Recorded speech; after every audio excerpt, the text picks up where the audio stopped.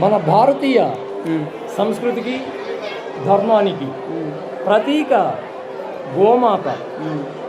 వేదాంగాలలో విశేషంగా ప్రస్తావించబడిన గోవు కామధేనువుగా ఆరాధించబడుతూ వస్తోంది.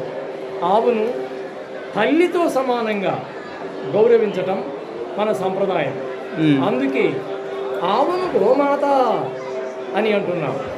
దేవపితృ వివాహాది కార్యాలయాలలో గోదానం చేయటం ఎంతో పుణ్యప్రదంగా భావించబడుతుంది.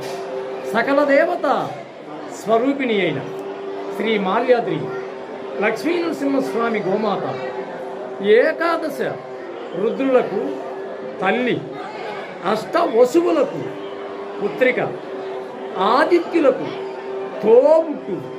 శ్రీ మాల్యాద్రి లక్ష్మీనరసింహస్వామి గోమాత తన అమృతోప మానమైన దుగ్ధము ద్వారా సర్వమానవులను ఉద్ధరించడానికై బ్రహ్మచేత సృష్టించబడింది.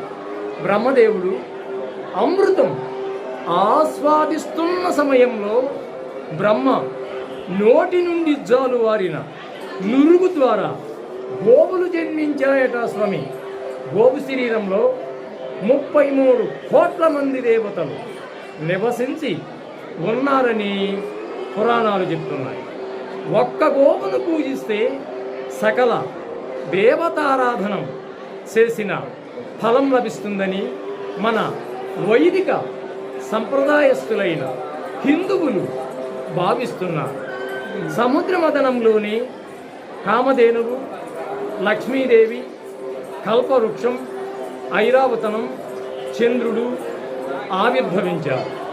గోవు పాలతో పాలకడలి పుట్టి శ్రీమన్నారాయణుడి నివాస స్థానమైంది. గోవు పాలను త్రాగిన శ్రీకృష్ణుడు జ్ఞాననిధి అయి సర్వలోకాలను ఉద్ధరించటానికి గీతా జ్ఞానాన్ని ప్రబోధించి జగదాచార్యత్వాన్ని సాధించాడు. శ్రీకృష్ణుని అనుగ్రహాన్ని వాంఛించేవారు గో పూజ చేస్తారు. గోవులను ప్రేమించే కృష్ణునికి గోవులను ప్రేమించే వాళ్ళంటే ఎంతో ఇష్టం. గోవులు మా గృహములకు వచ్చుగాక. గోవుల వలన మాకు శుభములు చేకూరునుగాక. గోవులు మా గోశాలలు